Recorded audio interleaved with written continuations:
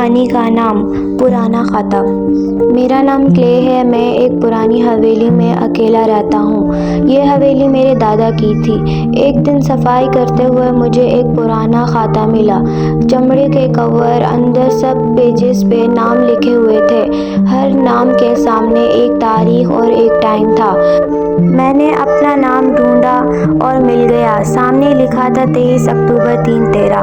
میں ہنسا، سوچا کوئی پرانا حساب کتاب ہوگا، پر اس رات ٹھیک 3:13 پہ میرا فون بجا ان نون نمبر پر۔ اٹھایا تو صرف سانس کی آواز آئی، بھاری دھیمی، جیسے کوئی رو رہا ہو۔ میں نے کٹ کر دیا۔ دوسری رات پھر وہی ٹائم، پھر وہی نمبر۔ اس بار آواز آئی، کلے تمہارا ٹائم آ گیا ہے۔ میں نے کہا کون ہو تم؟ جواب آیا، وہ جس کا نام تمہارے خطے میں ہے۔ میں نے خطہ نکالا۔ میرے نام کے نیچے ایک نیا نام لکھا ہوا تھا، میرا ہی نام، اور اس کے نیچے لکھا تھا مسڈ کال۔ رات کو 3:13 پہ پھر کال آئی۔ اس بار ویڈیو کال تھی۔ اسکرین پہ میں خود تھا، پر یہ میں زمین پہ پڑا تھا۔ آنکھیں کھلی ہوئی تھی۔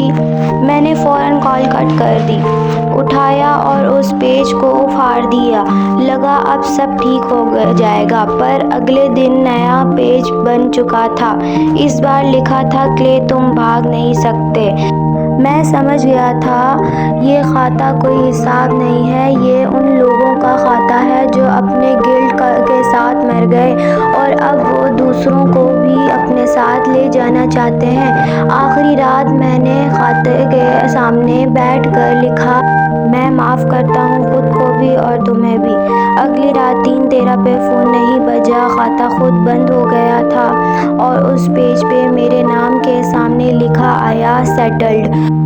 اب میں جب بھی رات کو سوتا ہوں تو کبھی کبھی سپنے میں وہ آواز آتی ہے، شکریہ کلے، اب ہم بھی سو سکتے ہیں۔